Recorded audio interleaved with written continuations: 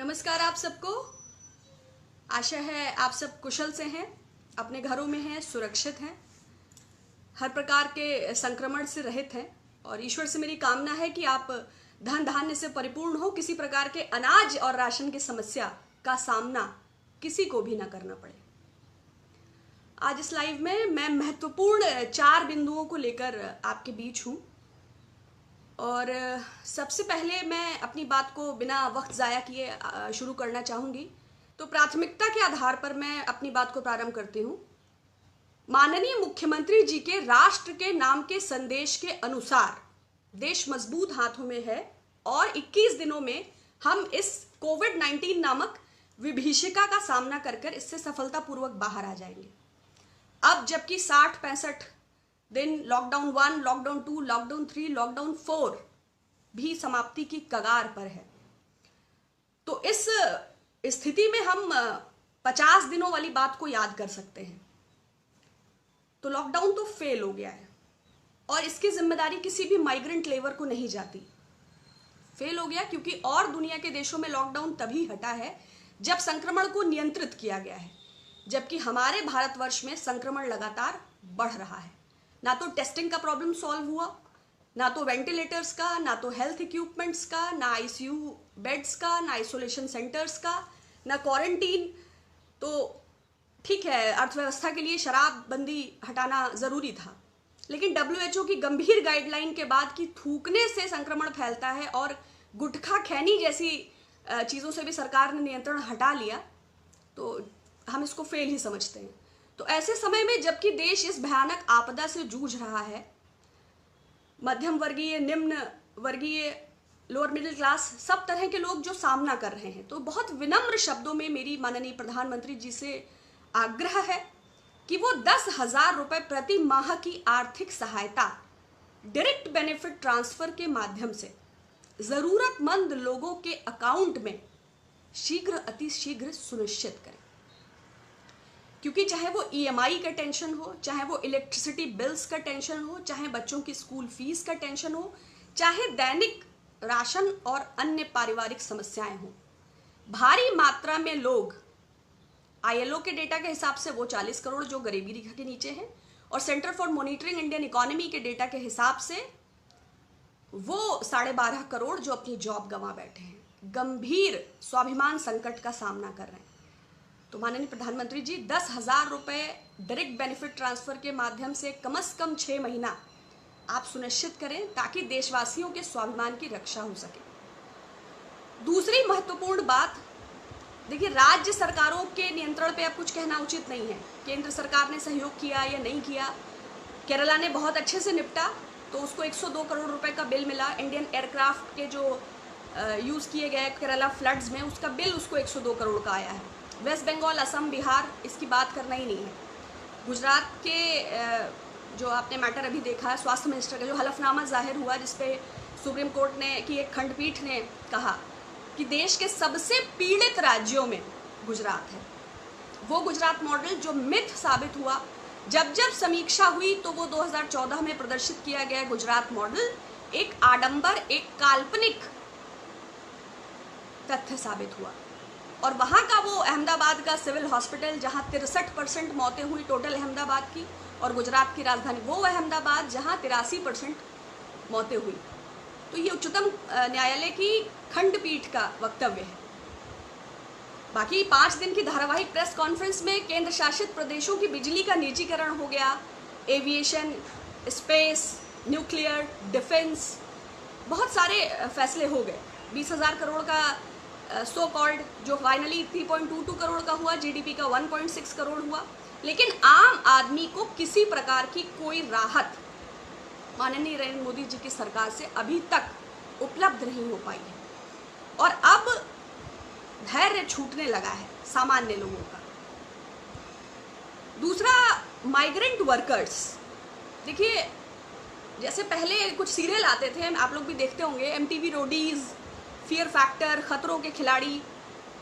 Youth जो है ऐसे मतलब ऐसे सीरियल्स को बड़ा पसंद करते थे युवा, क्योंकि एडवेंचर होता है, रोमांच होता है। लोग हाइकिंग क्यों करते हैं, ट्रैकिंग, माउंटेनियरिंग, कैंपिंग, शिकार, इससे एडवेंचर होता है जिसे लोग एंजॉय करते हैं। हालांकि मोदी जी पिछले लॉकडाउन की वजह से लगातार भारत में हैं और सरकार बनाने और गिराने का रोमांच भी इस मौसम कोविड-19 में नहीं आ रहा है। हालांकि कोविड को कम्युनलाइज करने की कोशिश हुई, लेकिन वो उतना रोमांचक नहीं रही।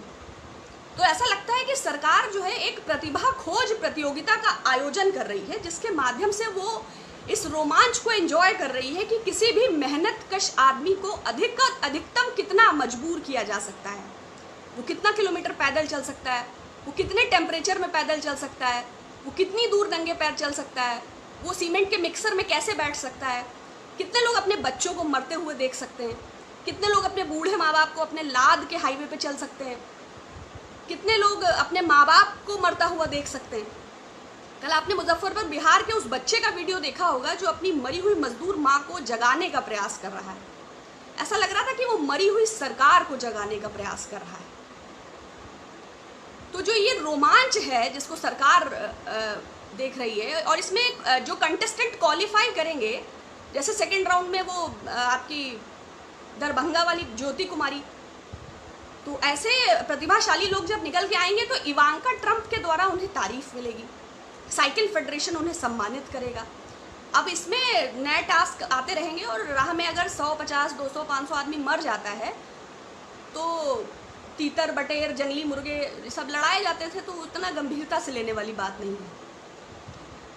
तो ये प्रतियोगिता जो सरकार चला रही है, इस श्रृंखला में नया 3rd डिग्री का जो टास्क आया कि 64 दिन के बाद जब ये श्रमिक ट्रेनें चलती हैं, तो दैनिक भास्कर की एक रिपोर्ट के मुताबिक सूरत से सीवान एक ट्रेन निकली, एक गर्म ट्रेन में लोगों को भर के सीवान भेजा गया।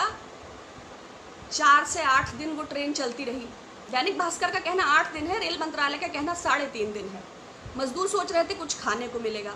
3.5 दिन में 300 ml पानी, 2 ब्रेड और 1 मिर्चा मजदूरों को मिलता है। देखिए कितना रोमांच, एडवेंचर देखिए आप। It's more than fear factor, it's more than MTV Roadies. तो कुछ लोग डिहाइड्रेशन से मरने लगते हैं, कुछ यातना से मरने लगते हैं, कुछ बेहोश होने लगते हैं। कोई ट्रेन झारखंड के लिए तमिलनाडु से निकलती है तो वो उड़ीसा पहुंच जाती है। 1 नहीं, 2 नहीं, 5 नहीं, 10 नहीं, 20 नहीं, 40 ट्रेनें रेल मंत्रालय की आवारा हो जाती हैं। और भारत के माननीय प्रधानमंत्री, माननीय रेल मंत्री पीयूष गोयल इसकी कोई जिम्मेदारी भी नहीं लेते। रेल मंत्रालय कहता है कि ट्रैफिक की वजह से डाइवर्जन किया। जिस रेल मंत्रालय की क्षमता 19,000 ट्रेन प्रतिदिन की है अपने गंतव्य से निर्धारित स्थान तक पहुंचाने की, जो सरकार बुलेट ट्रेन लाने का दावा करती है, वो 40 ट्रेनों को आवारा हो जाने पर 300 श्रमिक ट्रेनें नहीं चला पा रही है। शर्म से डूब मरना चाहिए पीयूष गोयल जी को, अन्यथा नैतिकता तो वैसे है नहीं, उसके आधार पर इस्तीफा दे देना चाहिए। तो मैं निवेदन करती हूँ विनम्र शब्दों में नरेंद्र मोदी जी की सरकार से कि वो निःशुल्क गरीब मजदूरों पर बहुत अधिकतम यातना और टॉर्चर हो चुका है। जिन घटनाओं से वो गुजरे हैं उनकी पीढ़ियां उसे भूलेंगी नहीं। तो प्लीज़ उन पर दया करिए, उन्हें निःशुल्क उनके गंतव्य तक ससम्मान पहुंचा दीजिए। आपका लोक परलोक सुधरेगा और आजीवन सारे देशवासी आपके ऋणी रहेंगे। इस पीड़ा से सारे लोग, सब, मुझे लगता है भारत गणराज्य के सारे सम्मानित नागरिक इससे बहुत शुद्ध हैं, आहत हैं, क्रुद्ध हैं। तो आप अपने जश्न का माहौल बाद में बनाइएगा। सरकार के 6 साल पूरे होने पर 1000 वर्चुअल रैलीज, 750 वर्चुअल कॉन्फ्रेंसेस और 10 करोड़ परिवारों में नरेंद्र मोदी जी का हस्तलिखित पत्र विभिन्न भाषाओं में अनुवादित भाजपा के कार्यकर्ता पहुंचाएंगे। 8 करोड़ मजदूरों को आप घर नहीं पहुंचा पा रहे हैं, लोगों के घर आप राशन नहीं पहुंचा पा रहे हैं, लेकिन सरकार बनाने गिराने को लेके 12 मासी 365 दिन 24 घंटा आप विज्ञापन के मूड में रहते हैं। तो अब निश्चय मैं यकीन करती हूँ कि 10 करोड़ परिवारों तक आपका हस्तलिखित पत्र अवश्य पहुँचेगा। तीसरा मेरा बिंदु है MSMEs को लेके।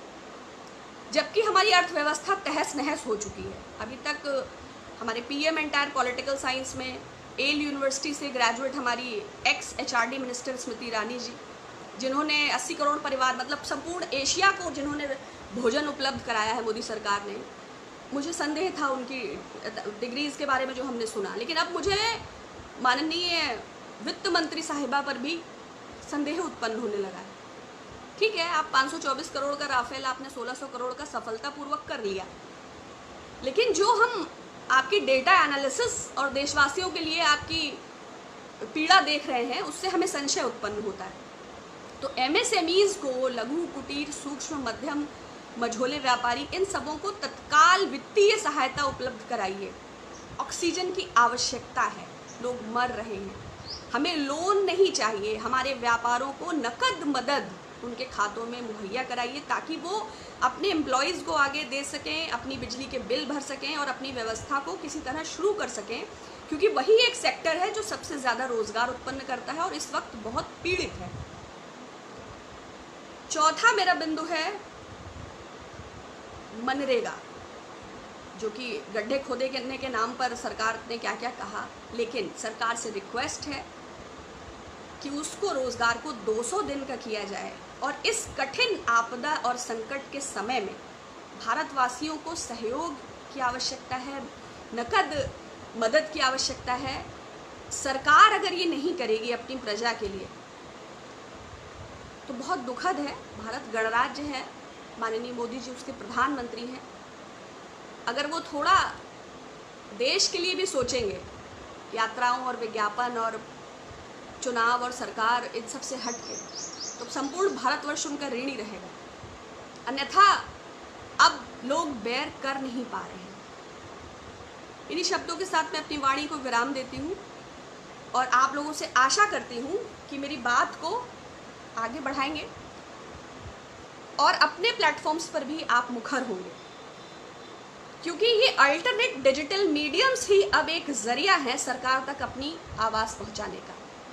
मेन स्ट्रीम मीडिया चाहे भय के चलते, चाहे सरकार द्वारा विज्ञापन के प्रलोभन के चलते वास्तविक विषयों पर बात नहीं कर रही है, तो सरकार की असंवेदनशीलता, अमानवीयता और मजदूरों के प्रति उनकी बर्बरता पर मुखरता से अपने वक्तव्य को स्पीक अप इंडिया के माध्यम से अपने प्लेटफॉर्म्स पर ज़रूर व्यक्त करें और एक सकारात्मक सहयोग की निश्चय अपेक्षा करें। अपने स्वास्थ्य का ध्यान रखिएगा, फिर बात होगी। बहुत धन्यवाद। बहुजन समाज से जुड़ी हर खबर को देखने के लिए बहुजन टीवी को